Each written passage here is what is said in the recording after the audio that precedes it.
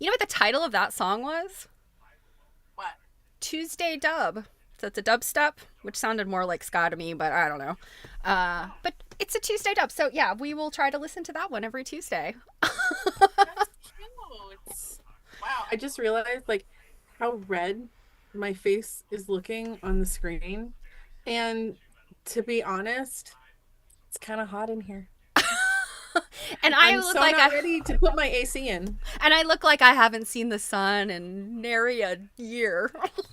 Well, I mean, in real life, I mean, don't get me wrong, like I am iridescent, girl, but like I'm just got that like just fresh, like perimenopausal flushed look.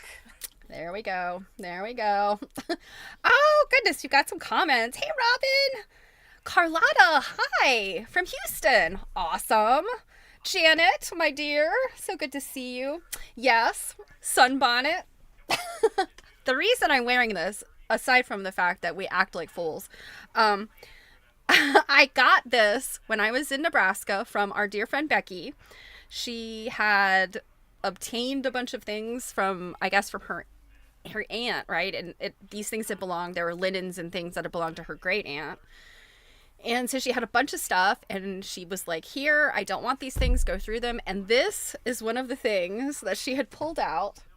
Foolishly tried to give it to Jill, and Jill was like, no, you know who needs that. So she brought it to me. But it is not just cute and silly. Look at this. Look at this. Got buttons. Unbutton. Unbutton.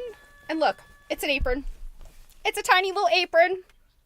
That's so cute. It's like a little gardening apron. It's got little pockets. Is that the cutest thing? That is very cute. Now my hair's a mess. I have to put it back on. Yeah, Robin says you're looking sunburnt. And I feel like, it's whatever's happening in that room. I think I'm just like hot. But I'm like looking up real quick to like put like a filter on my video or something because I'm like, God, why do I look like a lobster? Hey, Arlene. Like I just don't like. You look rosy. I like really rosy. Like what is that filter that I want? Oh, it's a beauty filter, I believe. Isn't it cute, Robin? I had to, it's like totally early 70s print, I guess, which also, speaks to me. Again, I think that you look like you've had some sun. I look like a Victorian consumption victim, so it's all good. It all works out. Yeah, well, for some reason, I'm in the spot for filters, but I cannot find the beauty filter. We'll find it. Am I just not fancy enough because I don't like have like a paid Zoom subscription? Sorry, guys. I'm just gonna have to like. I really stay out in the sun. I really do. So you have announcements? I do have announcements. Let me get my. I do not have red curtains on a window. Believe it or not, they are the whitest of white curtains. The paint on the wall is like a hint of green. Like I don't even think there's hardly anything red on. It's just all you. It's just all you. It's just me. Just looking extra. I guess I exfoliated a little too hard today or something. Oh my God, I snorted. Okay. So let me just, where am I going here? It's event and blah, and stop it, Zoom. What are you doing? Oh my God. Okay.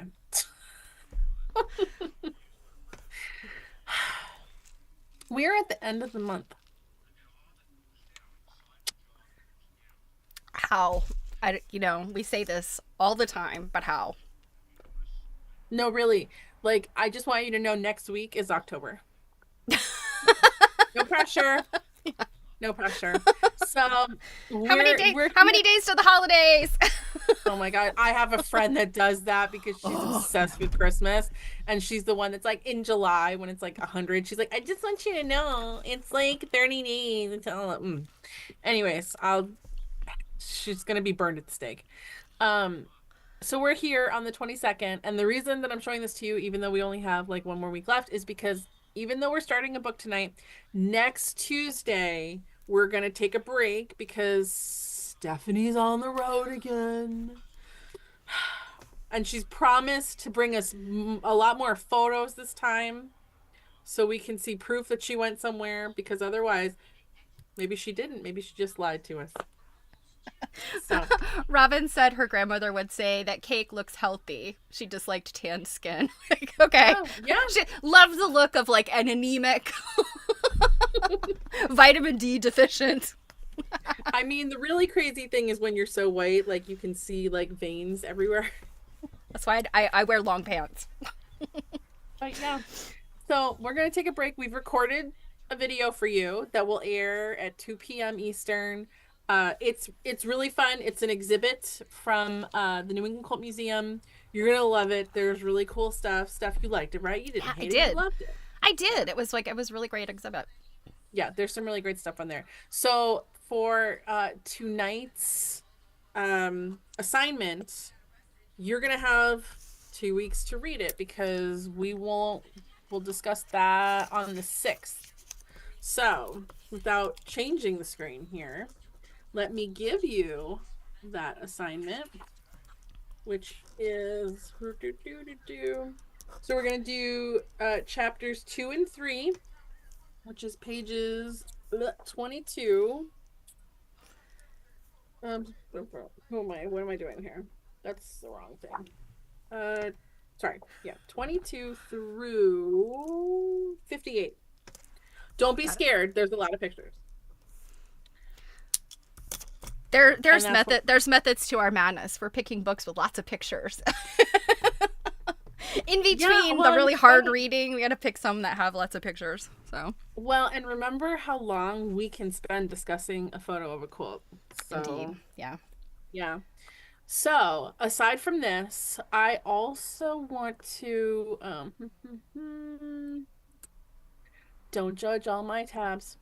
I also want to bring you back to reminding you that when we were first talking about doing a lecture with Pam, which we had last Saturday. Mm-hmm. Last Saturday? Yeah. Not which was this past Saturday a week ago, right? There you go. Yeah. It was fantastic and it went great. And Stephanie and I had like next to no hiccups. Knock on wood. It was really good. But when we were doing some stuff for that and advertising and things, we had collabed with our friend Sarah at Caravan Quilts here. And she had shared a bunch of really great stuff for us, and we have been sharing stuff for her. But one thing that I wanted to come back to share about is, so this is her website here at caravanquilts.com, and that will be, Steph, I don't know if you're able to, can you stick that into the chat real quick? Yep. Thank you. And I wanted to show you here, sorry, I'm going slow because I'm trying not to make you sick. I wanted to show you her like new arrivals section because she recently posted a couple of things that are just mwah. And if I currently had the disposable funds, they would be mine because they're very cool. Look at this freaking quilt. Oh, wow. Isn't that cool? That is wild. And that, so many quilts I come across these days where I'm like, there's no way that's old. That looks so modern. That looks very modern. And that is very cool. This is so cool. I just, that is a beauty. Like, love it. And I like that the colors are kind of like muted, the pinks there, and then like it's really like, so like these browns and stuff are just really coming out. Oh, look at this cute shirting pants. Yeah. And that's got that elbow quilting or the Baptist fan quilting. Gorgeous. Yeah, I really just, I don't know. There's something about this quilt that just makes me really, really happy. And I was like, everyone has to see this because it's just, oh my God, it's so lovely. Now, another one on here, oh my God, is this one. It's 1855. It is signed and dated, and it is incredible. Sorry, again, I'm trying not to make you sick. Oh, wow. Ah, why are you doing that? Stop it. Oh my God. Okay, never mind. Like, I don't know why it doesn't want to let me like. Just yeah, it's not letting you scroll. Um, It was letting me scroll a minute ago. Why does it have to be difficult? can you use the thing on the side? Oh, Oh, that's weird. yeah, it was just letting me scroll a second ago. Oh my goodness, look at that beautiful applique. Is it because I'm zoomed in? Oh, Maybe. Yeah, probably. it's not even letting me use my page down. Weird. Why are you being weird? Well, what we can see is gorgeous. It's super annoying. Look, um, these like tulip thingies. They look like yeah. bats almost. Remember when Mary was when we were looking at that? Is it Bertha Stange where she has those like bats? No, it's Bertha Mextroth. That's it. Mm-hmm. These like tulipies that look like they need water. They kind of remind me of that. Um, So I guess it's the angles. Okay, I see. I was seeing. Okay, I'm seeing the angle with all the green, like they almost look like palm fronds, mhm, mhm.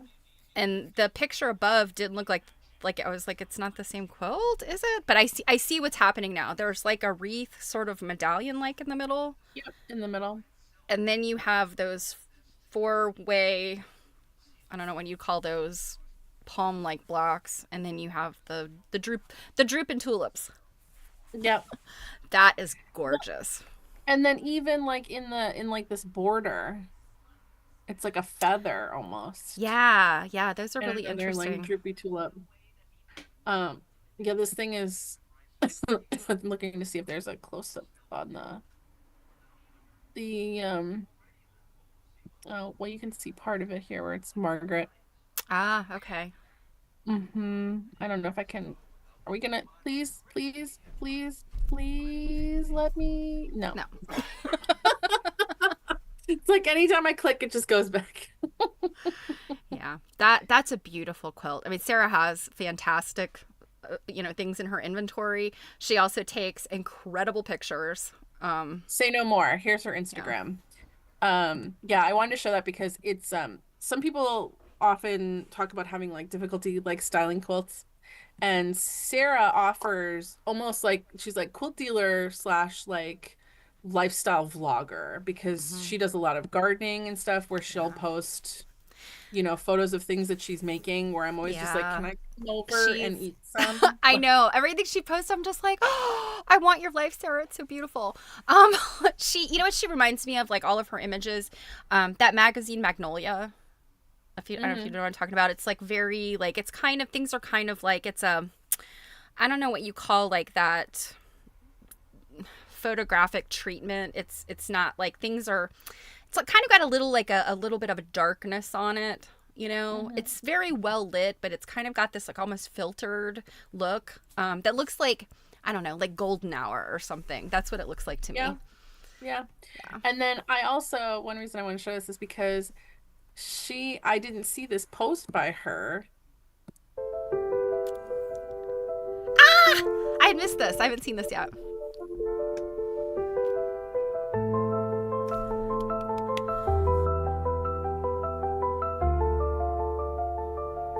Aw. So I had to share that. I was like, "Oh my God, that's so great." So, Yay. you guys, at the bare minimum, you definitely should be following her. She also has a newsletter here under the eaves. That's very nice where you often get to see like what the quilts that are coming before she puts them out. And just like here, she's got the most common misconception about the first quilts where she talks about whole cloth quilts. Like there's something for everyone. But also like hot damn, do I want to eat at that table? I know. That's what I need. That's like that golden hour Hmm. moment. I did Yeah. find out she's only about 3 hours away. So yeah, that's what's up right now. The- So go to Sarah's site, buy quilts from her. If you can't buy the quilts from her, like everything that she does, because you will. Yeah, like it and share it. And there's so many ways you can support people, even if you can't support them with money. So Yeah, for sure. yeah. So yeah, let's get to some chatting because then I've got some photos to show when we get to that point, as do you. Yeah, I have a couple. It feels if it's been a while since we've held a big hardcover book. I know, right? Like not since last year. So like I go to like read this, right? And I'm so used to like snuggling with like this little like paperback that I kind of like smack myself in the face and I have a hard time. I try to prop it up when I'm laying in bed and like hit myself in the face. yeah, I can't do that. I'll be showing up with a black eye for sure. Yeah, for sure. So, So, are you going to tell everyone about your boo-boo? my boo-boo? No. Yeah, what you called me about at 10:30 this morning. See, you always tell me, Cake, don't let people know that you didn't finish reading the chapters. Well, that's don't not tell what on this yourself. is. That's not Oh what my this God. is. All This is right. funny. Well, and it's funny because remember, y'all, I am currently reading from a copy from the New England Quilt Museum library because I, for some reason, cannot find my copy of this book, and I know that I have it. Well, But at least I solved that problem weeks ago. Robin's like, oh yeah, let's get to it. All right. So, when we talked to Pam and we decided we were going to read her book and then we engaged her to do the lecture for us, etc., I realized, or I thought I realized, that my mom had 2 copies of the book. And of course I made fun of her. My mom has a habit, and I've told people about this. They're like, oh, is maybe your mom got some memory issues going on, No, my mother was doing this in the 80s, and I have her Quilters Newsletter magazines, like duplicates of them to prove. Like, my mom would forget and buy the same magazine that very month. Or maybe like the next month, whatever. So, I was like, Mom, can I take the extra copy? Will you donate it to us? And so we can use it as a giveaway. And so I've had it on my desk like for weeks. And I had been using that to show people and to take a picture of for our social media and all that stuff. And well, we have a winner. Her name was Esther. I sent it to Esther the other day, and then I went, oh, I got to do my reading. Let me go grab the book. I'm looking on my bookshelf where it usually is, or where I last remember putting it. I can't find it.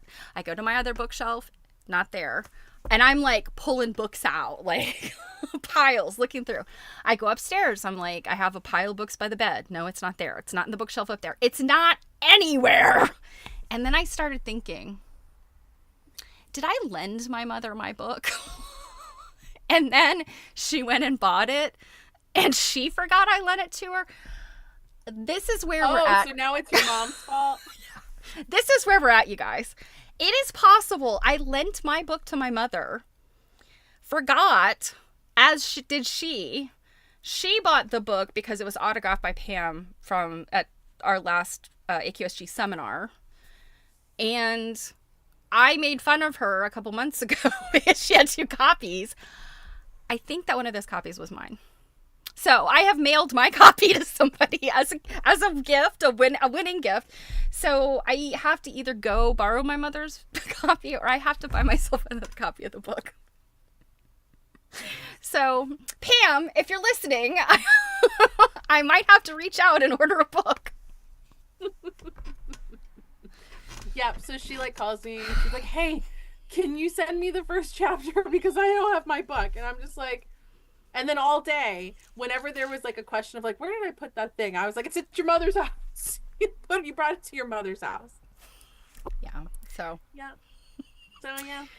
here we are. So you didn't in my defense, start reading to hit your space. In my defense, I lent it to her around a time when we had some family stuff going on. So I'm gonna use that. That's my story. I'm sticking to bring it. That up. I mean, Thanks, I'm starting to show my mom's memory issues. Yes.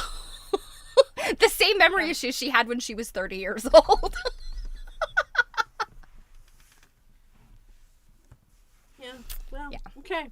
So I have a long history of losing things, so. Mm. All right, let's And talk then about this book. I was joking with her afterwards because I'm like, God, I can't find my copy anywhere. And I'm like, it's at your mother's My mom's house. house. Yeah, you left it at my mom's house. So yes, let's get to talking about this book. I have pages on my phone. Good. It was funny. I'm like, I haven't opened up my online notes in a while. So from this like sweet little intro here from page 8, the best thing I've got out of here is that, she gives us a good working definition Mm-hmm. of, what we're dealing with going forward here, and that, quilt as you go is a technique that she thinks emerged as a local variation within the larger national tradition of inscribed quilts.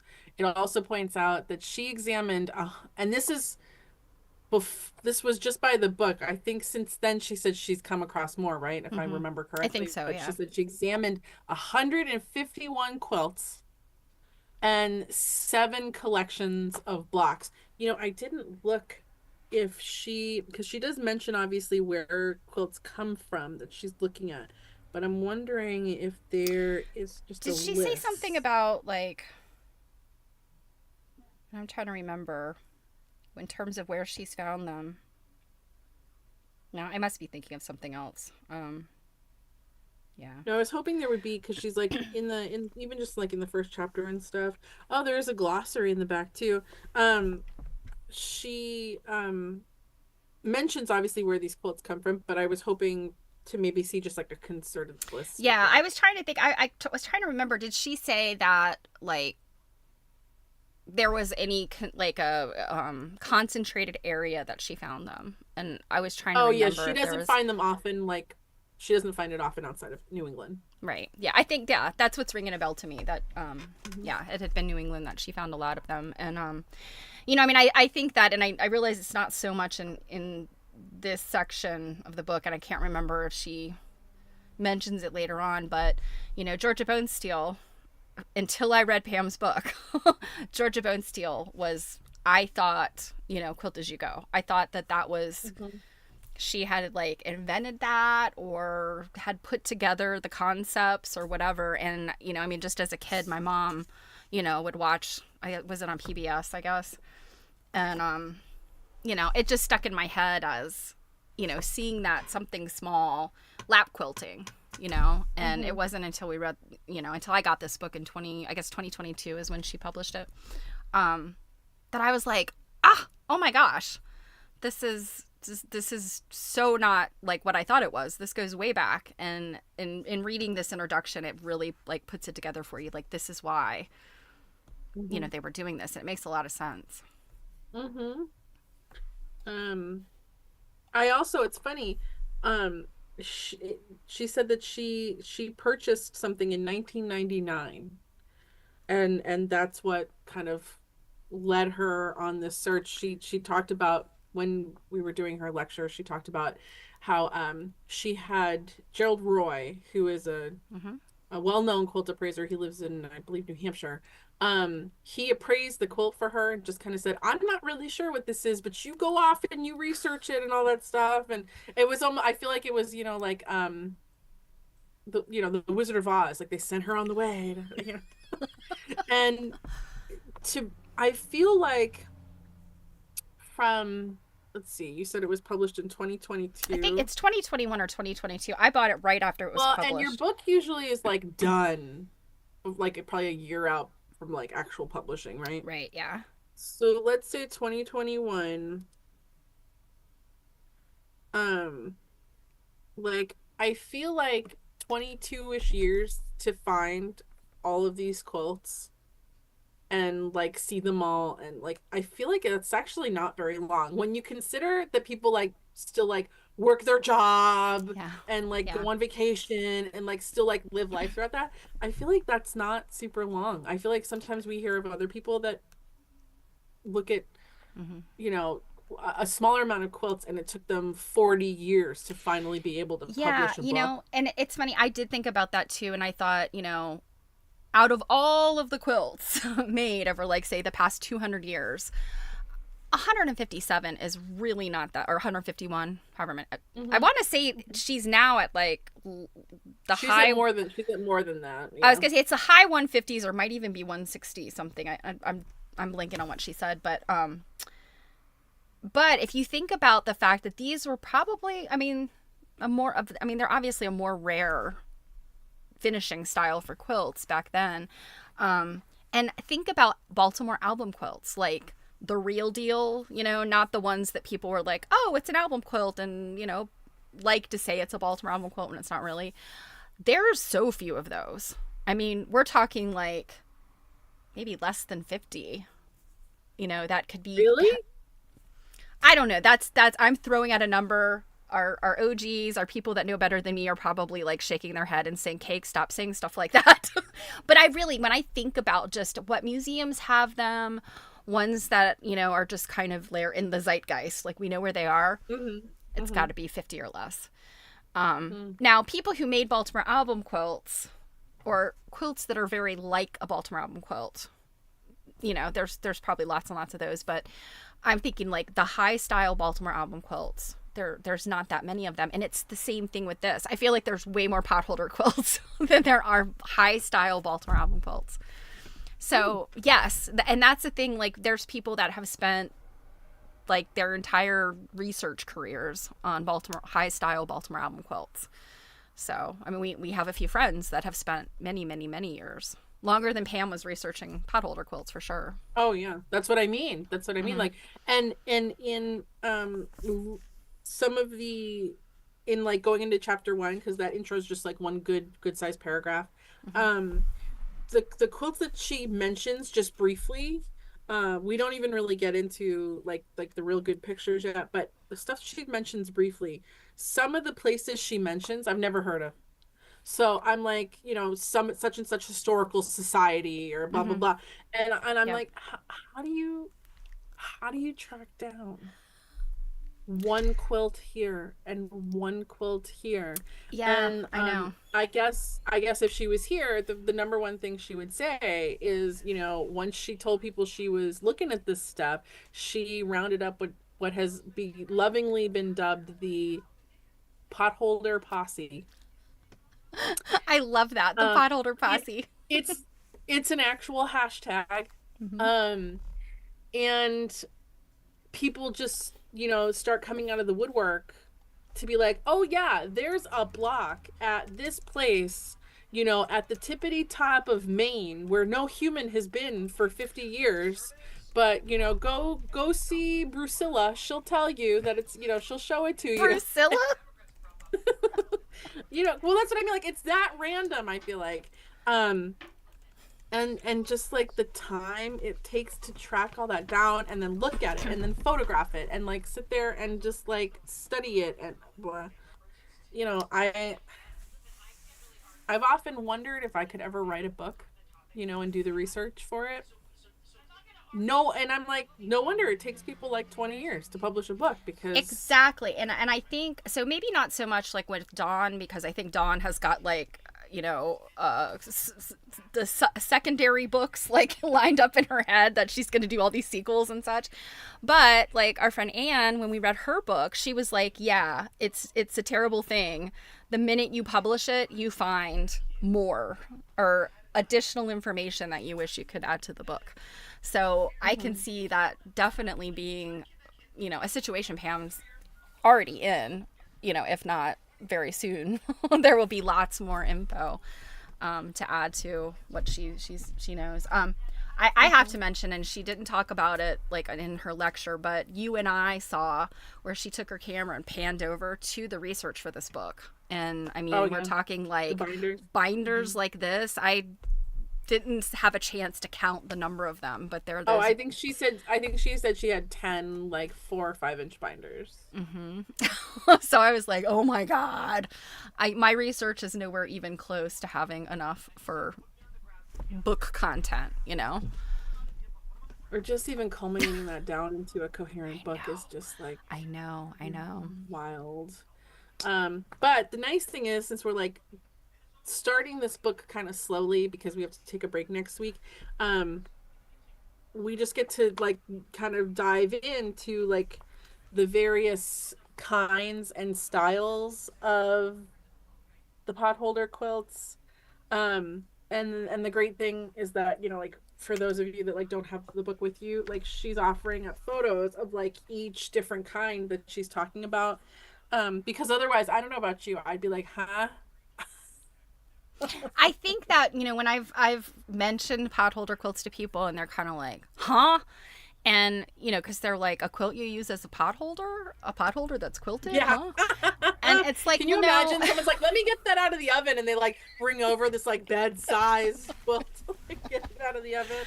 um, but when you think about it, like the one style is to bind them like potholders. And so, you know, I've explained that to people and then I'm like, and then you sew them together and got a quilt.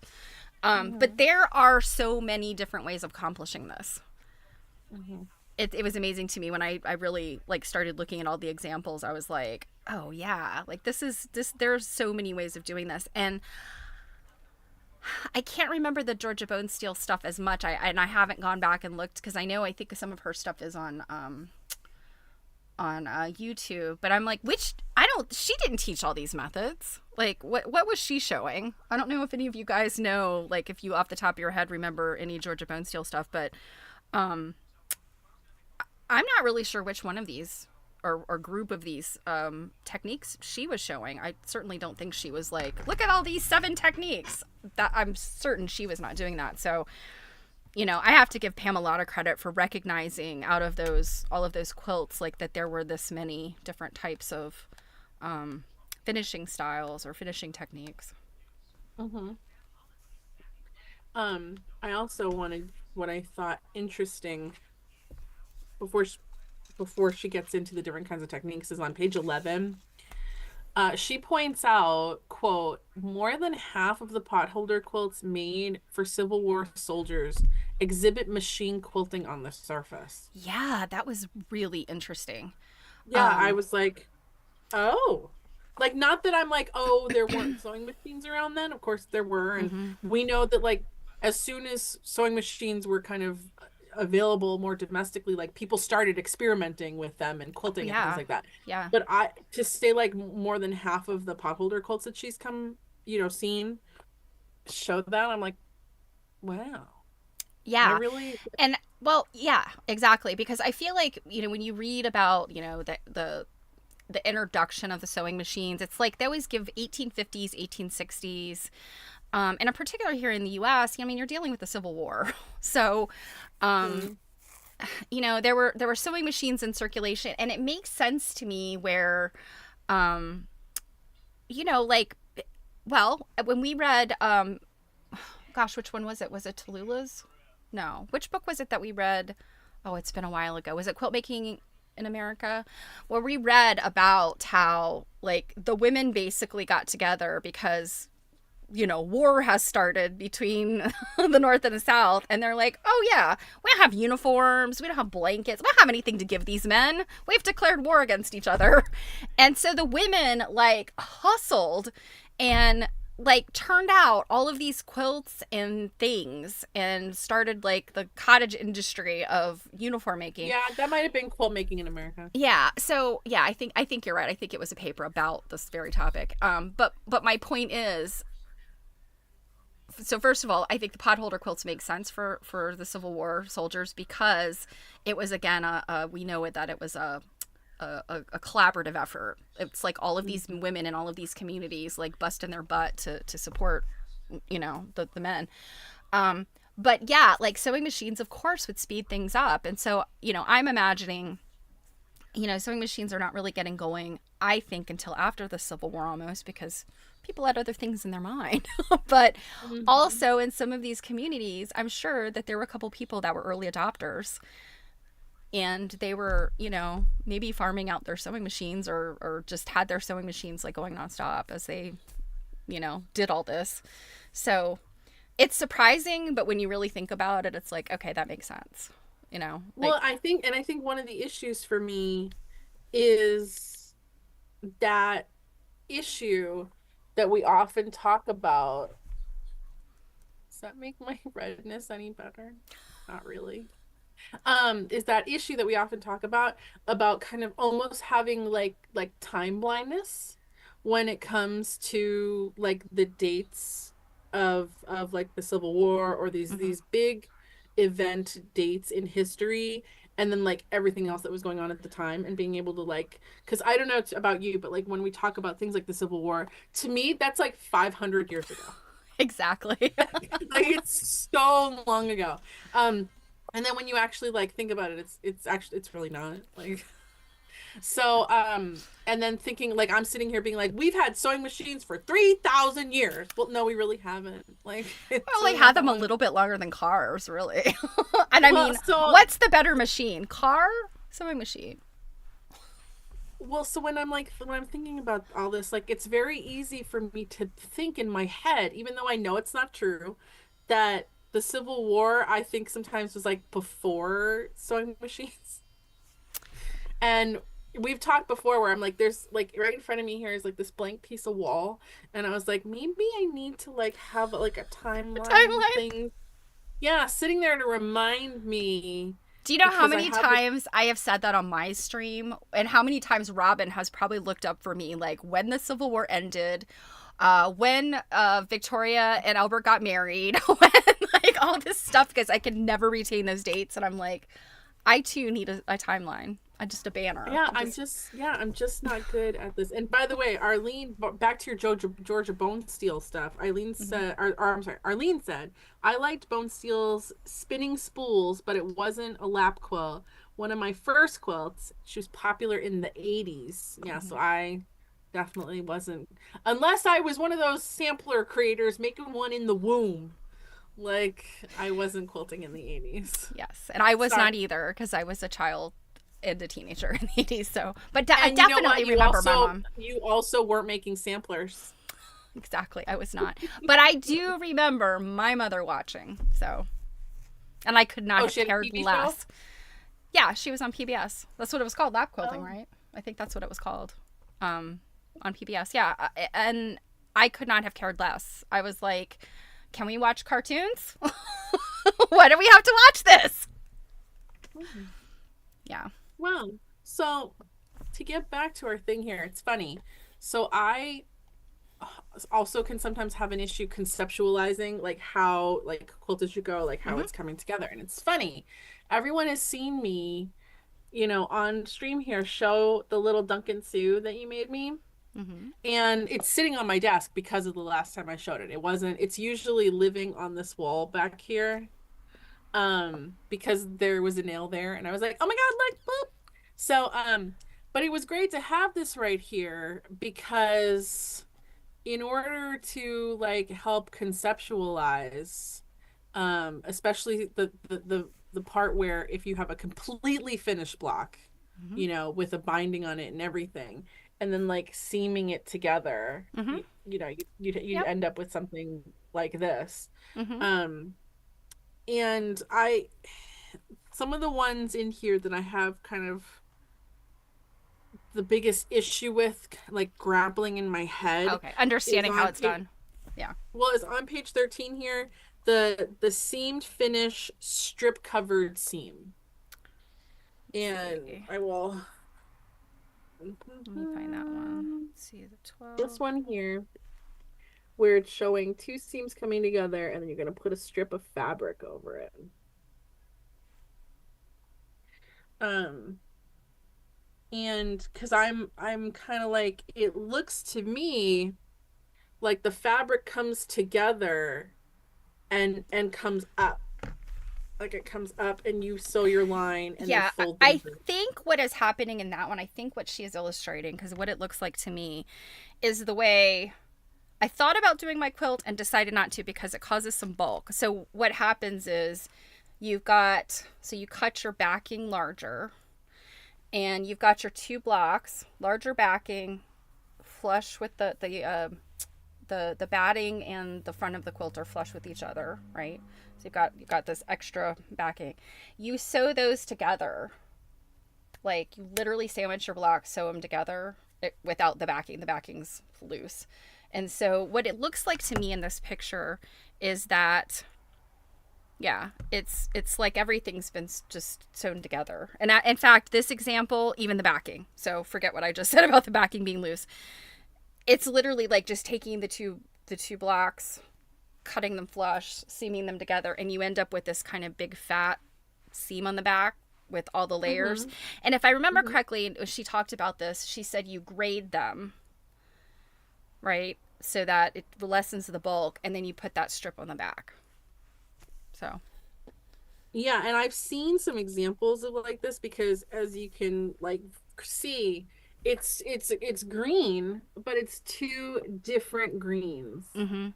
Yeah. And I So mean, you it's would be able to notice that, but yeah, not and as it noticeable as right. leaving it Exactly. Yeah. open. When if you use the same fabric as your backing or something that blends in really well, it's hard to tell. It just looks like this lattice work of the strips. But the problem with this particular method is if you do have a thicker batting, you end up, I mean, just imagine like seaming the edges of a quilt together. You sew it together, you've got all this bulk, and then, you know, imagine these were raw edges. You got to deal with that and then cover it up with a strip. And so that's why I decided not to do that with my quilt that I did a potholder finish on. Mm-hmm. So, but if you've got lightweight fabrics, lightweight batting, that might work for some people. So, Yeah, I also this other example too on like 15 of butted seams. Now that just reminds me of a lot of kind of like crazy quilt like mm-hmm, stuff we see where it's like decorative stitching, even though it's still pieced in like a mm-hmm. more traditional manner. But this one with like butted seams, where Yeah, you're just gonna butt them together and then and then zigzag, zigzag it. Uh huh. that to Yep. me, and this one also has like that you're gonna put another piece of fabric to cover that up, but it gives me the feeling of not being very sturdy. Yes, that is true. And And I guess that would depend to a certain extent on like whether or not you were gonna like cover like both seams on both sides or something, but it's still I still would worry about that. um, on a quilt that might be washed a lot and might, have some motion and action and friction on it. Yeah, that could potentially be less strong. But I mean, the zigzagging and then covering it with a strip, I mean, you are kind of reinforcing it. So, um, it actually is probably technically might be a little bit stronger than what I did. Mine is, I think, on page 14, I think. Let me look and see. It's 13 or 14. No, it's 14. Um, yeah, inserted component finished strips, front and back. So, I don't know, is it a good time to show my quilt and kind of Sure. explain? This is the picture you're talking about. Yeah, so if you imagine like the edge of your block, your two blocks, they're going to go together like this. You take one of them and you sew the strips down. So like, I should have had some better audio visuals here. But so imagine like two binding strips, single, like not doubled. Like if you do your quilt binding like that, where you take a strip and you fold it in half, and then you Mm-hmm. sew the raw edges, and then the other side is just the fold, and that's a nice even like smooth.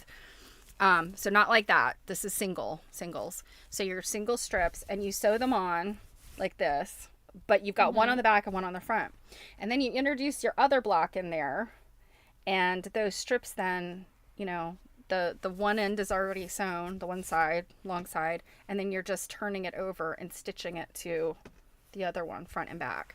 So Mm-hmm. technically, those two blocks are not really connected. They're only connected by those two binding strips. Technically, that's less strong than zigzagging them together and then applying a binding strip. So, and I'm always thinking about the quilt from the perspective of tug. Mm-hmm. I'm a tugger. Yeah. So like I'm thinking like if you got all these blocks, right, that has all like batting and stuff in it, but then in between is fabric that is not like the batting's not connected to each other. And I'm assuming big pieces. maybe your blocks are, if your blocks are small, it's probably not as much of an issue. But Mm-hmm. like, and I'm thinking of the tug, and then like the stress, most of that's going to happen in Yeah. between those blocks where it's just two pieces of fabric, really. Mm-hmm. I And agree with and you. Yeah. one of the reasons that I think about this is because we can come back obviously to your quilt, but on like 16 she talks about that the trend there of the rag quilts, Mm-hmm. and and in flannel. My mom made me one once. She only made it kind of like a big throw size, and it's probably because she hated me by the time she was done with it. It's so heavy, which is great. I love it. I love me a nice heavy quilt. And she had to do all, she had to scissor all of that stuff together. But I will say one of the reasons that, and hopefully at some point I'll find it and take a picture, but I don't really use it is because I need to do like kind of restoration work on it because the seams kept popping. Mm-hmm. So I ended up with a bunch of holes, and I don't know what kind of thread she used because obviously at the time I wasn't a quilter. Um, but I was like, I'm gonna have to stop using this because I'm a tugger and there's a Mm-hmm. bunch of holes in it already. Yeah. Yeah. No, I Of understand seams. that. And the quilt that I did this with is not a bed quilt. It's large. It's probably like a twin size, but Well, show us. it's not for a bed. All right, let me do that. And also, Janet and Robin are still talking about Georgia Bone Steel. Robin says it was lab quilting on PBS. She wonders if Mm-hmm. it's on YouTube. And then Janet said, I have her book with the hand-drawn quilt on the cover, and we'll find it and see what technique she uses from 1979. Oh, this is cute. Yeah, let me find. Here it is. Okay. So first of all, this is the whole quilt. Mm-hmm. Um, so it's as wide as a twin, like a twin bed quilt, but it's not as long. It's more of a square Mm-hmm. almost. So you can see. I mean, it's pretty obvious. I've got these strips. So Mm-hmm. the way that I constructed it is I did that. I did it in rows here. So those were all connected in rows with these strips. And then I connected those rows then with these long strips. And then I created the border. The borders are totally separate pieces that were quilted, and I did the binding last. So the outer binding on the scalloped edges, it was last, but I completely otherwise finished those borders and attached them the same way. Mm-hmm. So let me show you the pictures of that. So this was This just a is stunning. thank you. I'm pretty proud of it. It Yeah. was Did, did you go. make this for like an art show? Yes. So it was a program that it was a celebration of the small town that is near me called Ellicott City. It was their 250th anniversary in 2022, and the county historical society chose, I can't remember if it was like, I don't know, 15 or 20 artifacts that were in their collection, and then artists had to put in a proposal.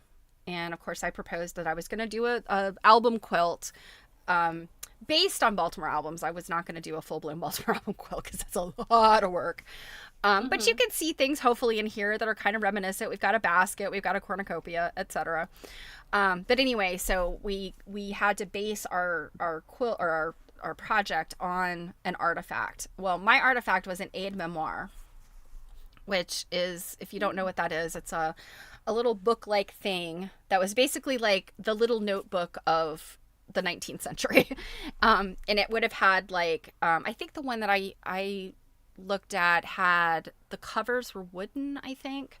But it basically has, it's bolted together or like riveted together at the bottom, and it fans out like a fan, and it has pages, and the pages might be made of like celluloid, or with the later ones, or ivory, or Mm-hmm. horn. So they're made out of something thin, kind of just, that could be incorporated that way. And then you would just use a pencil, like graphite, to write on it, and then you just wet it and wipe the pencil off. So that's why celluloid as an early plastic worked, but also like ivory. And I don't know that they used bone because I thought for a minute like bone, but I don't think they would have used bone because I just don't think they could get a piece as big enough. Maybe the little tiny ones that they would have on chatelaines, perhaps. But the one that my artifact was probably about the size of a cell phone. It was about the size of a cell phone. So anyway, that was my artifact. And so I had to come up with, what do I do with this thing? And so I started thinking about all of the things about this city. And, Underground Railroad it's a piece of it. Benjamin Banneker lived right outside this little city. There's all kinds of other stuff. So I made a block for each of these like ideas. And the theme is that there's this tavern, this really well-known tavern there called Disney's Tavern. And so the joke about the quilt was you can't use your aide memoir on trivia night at Disney's Tavern. Just like you can't use your cell phone in the 19th century or the 18th century, you would also not be able to use your aide memoir. So that was like the jokiness of this quilt. So now looking at, so this you can see is just kind of a close-up of what's happening there. And, it is meant to look just like it's just sashed. And, narrow sashing. I could have done something, bigger. I just would have to account for that in the block itself because the edges of the blocks are literally right here. They're butted up against each other underneath there. Yeah, I can kind of see a line. Yeah, you can almost see it. And you could definitely feel it. I pulled it out today when I took these pictures. I was actually on the phone with you. And you can rub those and like feel the edges in there when you squeeze it. And then this is the back. And you can see it's the same. Yeah, so this is a Lori Holt fabric, if you're not familiar. I think I don't think it was called Flea Market because Flea Market I think is Denise Schmidt, but it's something like that. It looks very vintage. Yeah, this whole line was very cute. I have a whole bolt of it. I bought it because I thought, this would be so fun to back quilts with. But you can see it's the same thing again.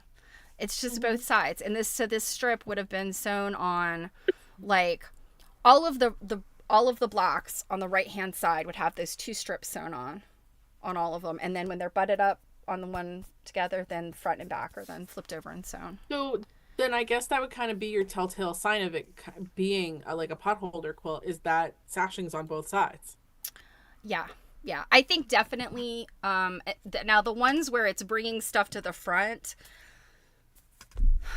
I still think you'd be able to tell that it's a potholder quilt. But yeah, I think if you've got sashing on the front and the back, that's a pretty good tell that there's some kind of construction like that has gone on. But now you can really see. Quilt this or machine quilted? It's machine quilted. Yeah. Okay. I was running out of time. I love hand quilting. I do a lot of hand. In fact, a lot of the quilt it's hand applique. There's a lot of hand applique in there, but I machine quilted because I would never have this quilt done if I had not machine quilted. But that's the thing. It was so perfect. In fact, I have a small machine. I'm not lucky enough to have a long arm. Oh no, a featherweight. Oh, my mom has a featherweight. I don't have a featherweight, but I have a machine it's a modern machine, but it's about the size of a featherweight, maybe a little bit bigger. I quilted all of these blocks and the borders on that little machine.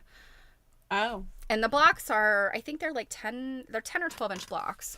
So, and then they finish smaller because of the sashing and stuff. But, yeah, it made such a difference in being able to manage this quilt. I only had to really lay it out, for the border, adding that and just making sure everything was lined up and squared up. It was such a load off to be able to put this quilt together that way. And unless I had to do like, a quilt that was almost like more whole cloth, I would say anything that I do with blocks, you better believe I'm going to do this. Because, worst case, if you want it to blend and you don't want it to be really obvious that you've added these strips, you just match the fabric. And obviously this fabric would be a little bit harder to match just because it's so busy. But, something that's a little bit more sedate, or I could have used this very fabric on the back as the backing too, Oh, yeah. Yeah. So it's just the choices you make it whether it's really obvious or not. Mm-hmm. No, that's gorgeous. I've never seen that. You have not shared that with me before. Oh, thank you. And probably because you haven't come to the stream where I showed it off. Wow. Oh my God. Yes, you don't Um, always watch my streams, so no, that's true. I don't. Because I'm often like, oh look, it's 4 o'clock already. Like, where did the day go? Um, moving right along because we're already at 8 o'clock. I know. How does this happen? Um, I know, right? Well, because like I said, we can get into the weeds really like just looking at something for quite some time. I know. Janet Um, says, real quick, Janet says she has Georgia Bonesteel's book with the oh hand-drawn yeah, quilt on the I front. Yeah, already I read don't. that, honey. Oh, You're oh, late. sorry. Did I miss that? I'm sorry. I know. Yeah, I know that Arlene and Robin had talked about it, but yeah, that's great. If we can see like what she does in there. I don't have that book, so my That's mom a probably shock. does. But I mean, it's almost like maybe the library does. okay. So But it's between you and Janet who can find it first and get the answer. um on the last couple of pages here, because remember I had mentioned, where she's looking at some quilts and she just happens to keep, mentioning where they are. Like this one on page 19 here, it's just a detail because she's showing how things like come together and like blocks will butt and stuff and Mm-hmm. what it looks like. Yep. And she just says like detail of Captain Wilson quilt, which is on a much later page. Mm-hmm. But it says Cumberland Historical Society, Cumberland, Maine. I never even heard of Cumberland, Maine. I know, right? Um, Well, but but just so here's that the you can. thing. That's where it's great to have this network of people that live in many different places and know their local historical societies and museums. Well, one thing that it makes me wonder is like how many places, like historical societies, and we'll just use that as an example because there's so many of them everywhere. Like Yeah. Yeah. most towns have them. Hmm. How many of them are sitting on quilts that nobody knows about? I know. Like that's what it makes me think of. And it actually, I mean, I'm gonna be like totally honest here. Like it makes me a little anxious because I've seen a number of historical societies go under, Yeah. and and like what happens to it, and it makes me anxious. But just so that I'm not talking about nothing here, this is the picture I was just talking about. Hmm. um where she's just talking about how quilts go together. But what's interesting on this particular page, because we're going to look at something, obviously we're not going to sit here and talk about everything because this is also just like the first chapter and we're going to get into stuff. But I want to show you the detail shot of this on 18, where she's talking about uh blocks that get completely finished with a binding on it, and not necessarily like a really sharp binding. She mentions how like some of the bindings they get real sharp and get like that Hmm. right angle, and some don't pay as much attention to it, and or it's not important to them, Some of and them they just might have, kind of. yeah, it might be a little more rounded, and then like you end up with like this little hole kind of in the middle here. And it's this one right here, this red one, Hmm. where you can see where it's a little rounded on the edge and stuff. And the reason I wanted to show that to you up close is because it's so funny. Steph and I always talk about how we start talking about something and things just start falling in our laps. And let's see. There we go. My And hair. before you know it, like we just have this stuff. So, um, start looking at this, Oh and then yes. I get on Facebook, and there's a group on there. I'm not gonna gatekeep, okay? It's called up here Antique Quilt Collectors Buy Sell Trade. And you can, even if you just want to lurk and you're not interested in necessarily buying stuff, some great stuff in there. Longtime dealers sell in there, new people sell in there, someone that just comes across something sells in, like you can see some really great eye candy in there. You're not a member of that group, Stephanie, are you? I'm not, and you'll send me stuff, and I'm like, not a member of that group, which tells me there's another group I should be a member of.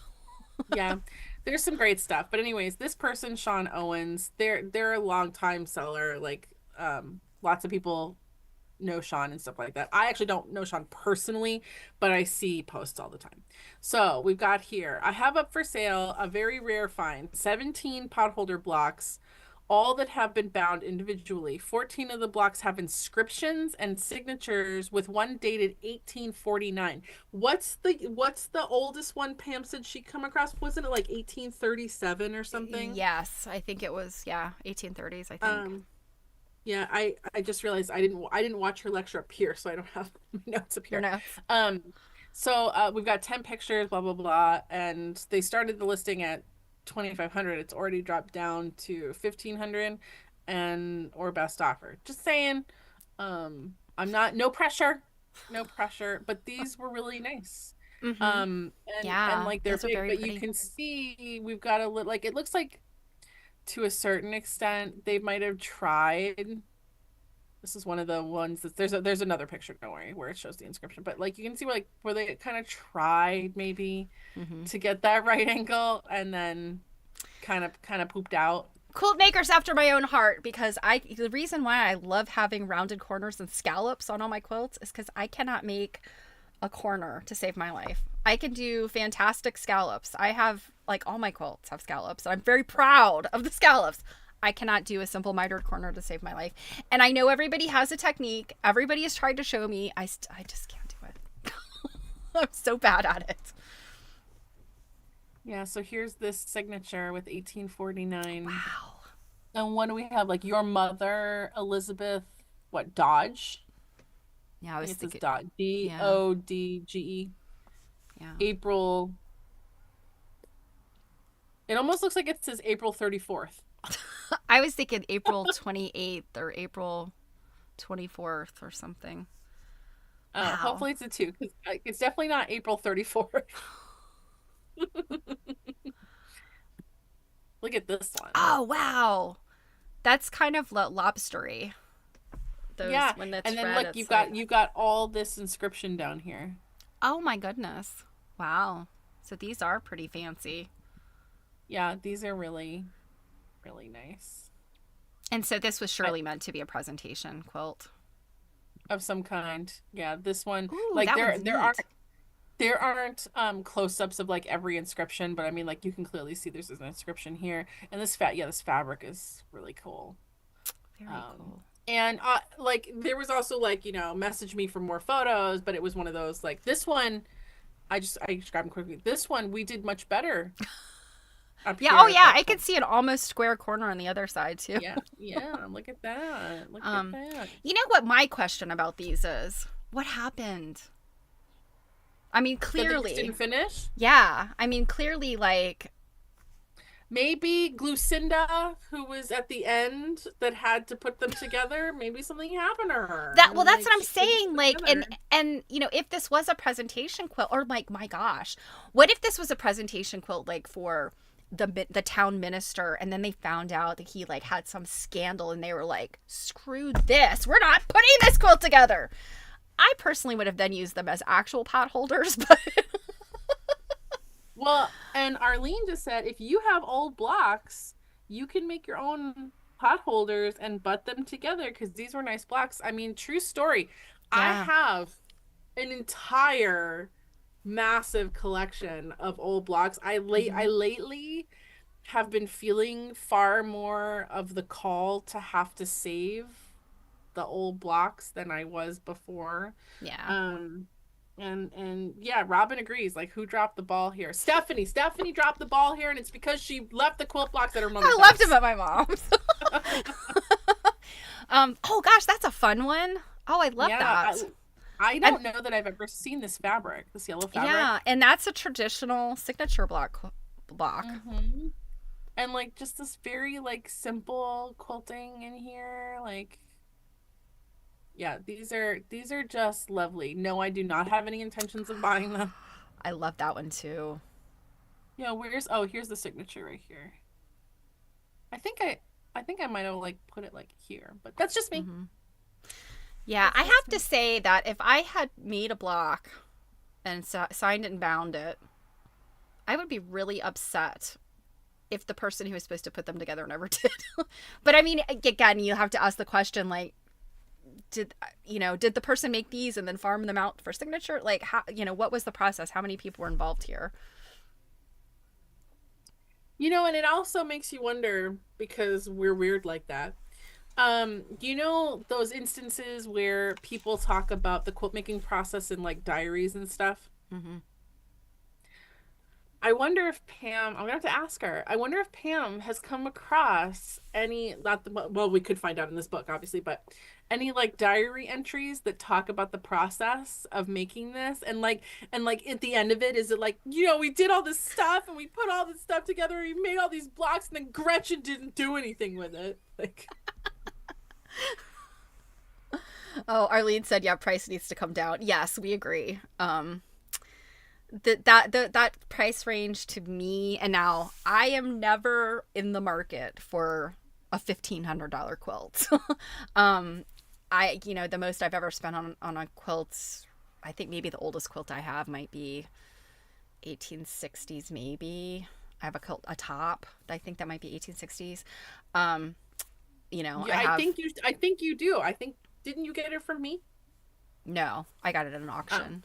Yeah, So but I have a number. Yeah, I mean, I have a number of quilts from like the latter part of the 1800s, and I can understand. We have a really fine example. Those quilts can go for a lot of money, and especially if there's something that's both a fine example of craftsmanship and something rare, unique, well designed.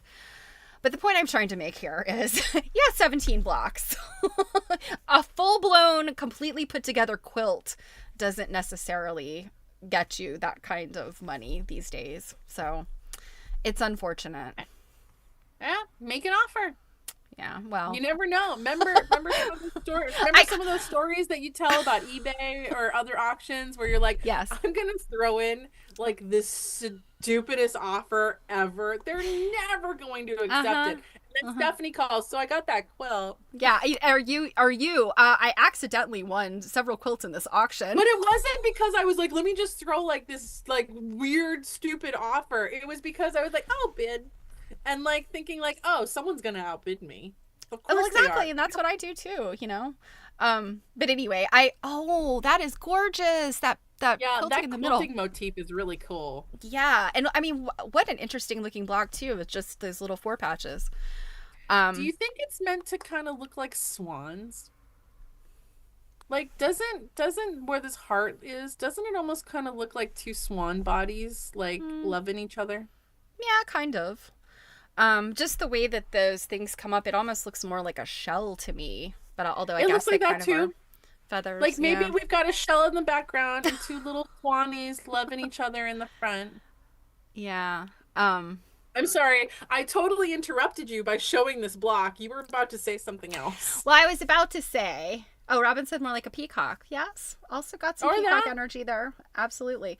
I was just going to say, well, I would not insult Sean Owens by making an offer on these because we would be really far apart.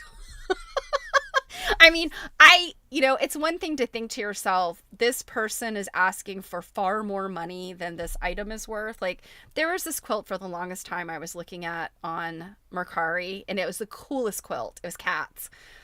Very simple, very folk art looking, these black cats on these multicolored backgrounds. And it was probably made mid 20th century, like 30s to 50s, I think. They wanted something insane, like, I don't know, $9,000 or something. Isn't Mercari known for being kind of insane with their pricing? Yes, things are either free or like the national debt. It's just like there's nothing in between. And I just remember I liked it, I saved it, but I was like, and they kept offering it to me. Like they kept saying, like, oh, $100 off. And I'm like, no, we are very far apart.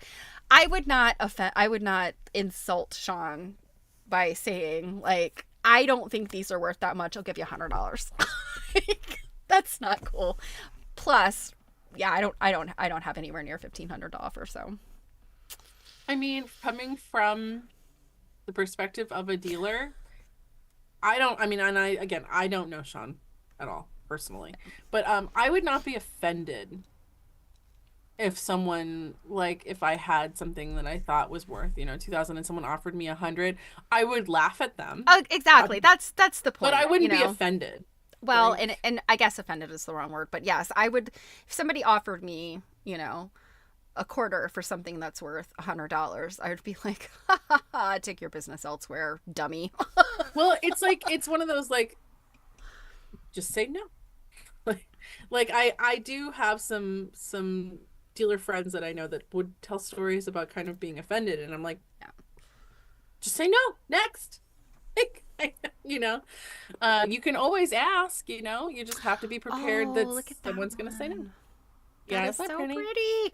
Okay, I'm gonna have to go join this group so I can drool over these again after we're Well, done just here. join the group so that I can send you the things that are cool, and then you don't have to be like, "Oh, I'm not in there," so then I have to go back and screenshot it and send it to you. Like, if nothing else, you can just make the friends, because people can comment on stuff. Oh my I'm like, gosh, yeah, look at that here's the tiny signature. writing.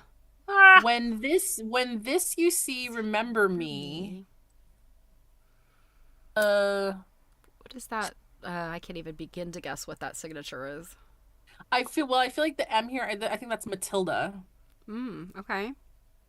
Um, has called Haskell. Hmm. I don't know what this is. It looks like, I don't know, it looks like something C. Or maybe it's somebody and Matilda. Hmm. Looks like initials to me, but I really can't tell from my computer screen. I love me a Matilda. Matilda's so cute. Look at Oh my this. gosh. Okay. All right. These probably are worth 1,500, but I just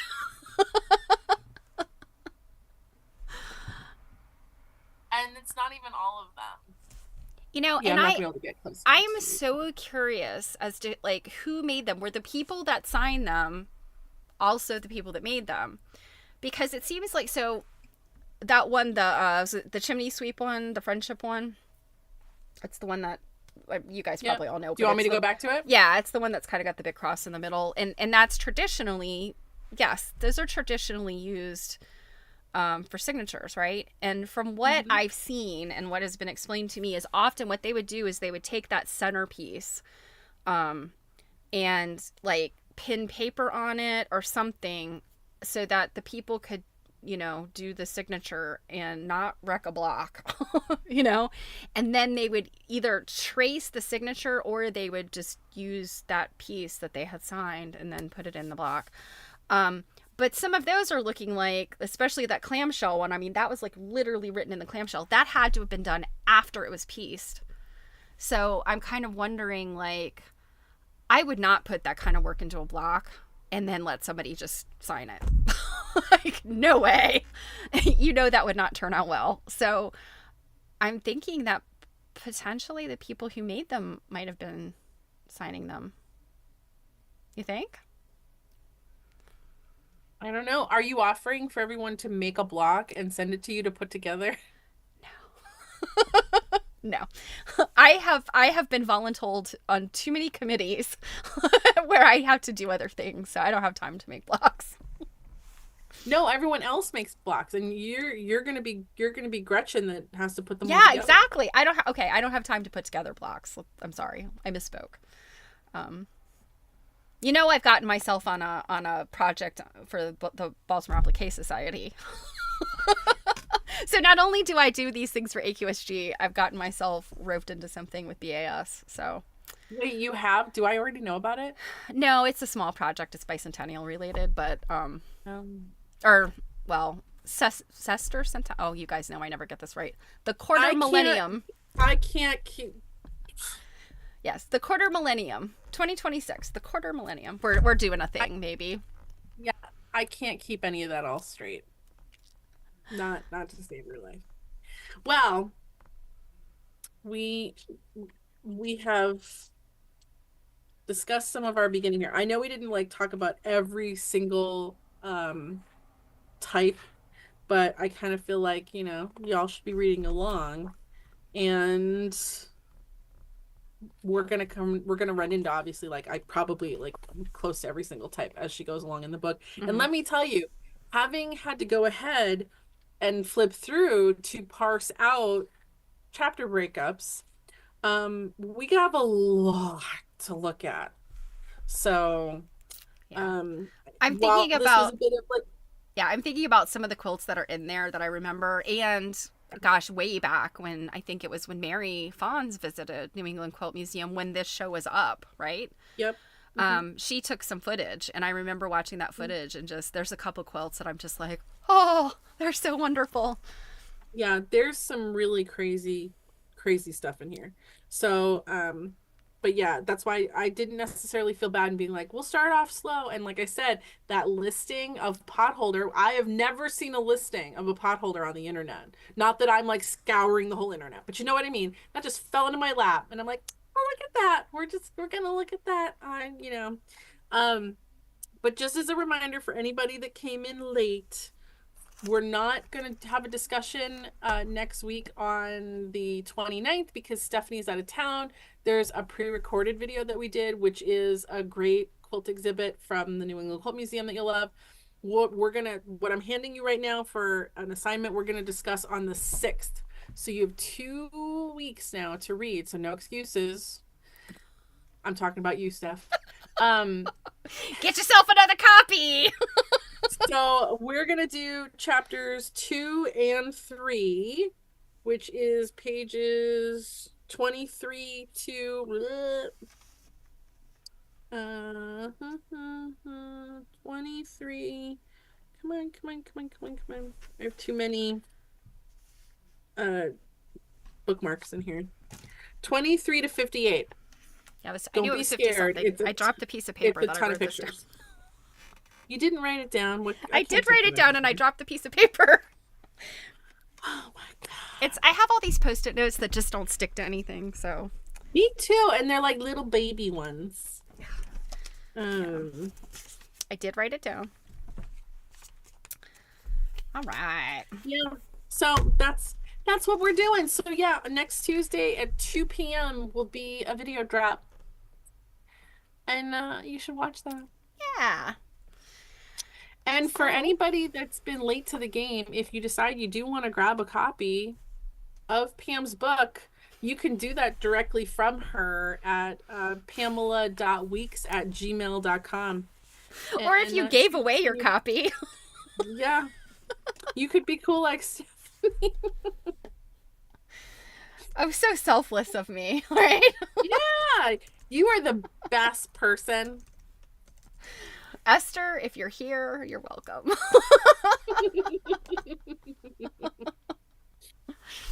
So Well, I put Pam's email in the chat. So see, and I didn't because I knew that nothing would happen. Well, you guys have a great week, and we will be back week after next. And I will see Arlene in less than a week.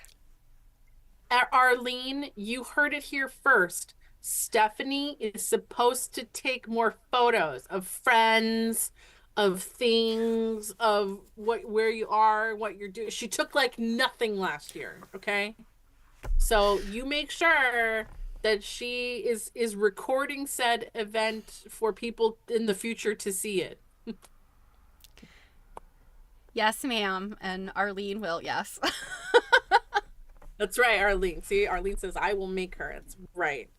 But yes, safe travels to you and your mom. Thank you so much. Yeah, I'm looking forward to it. Don't have too much fun, okay? Well, you did get an invite. I'm sorry that it was too late. I did. I was too late for you to be able to coordinate, but there's always next week. Oh, yay. Okay, Arlene will bring her lap quilting book, so I'll get to see it. Good. Alrighty. All right, everybody.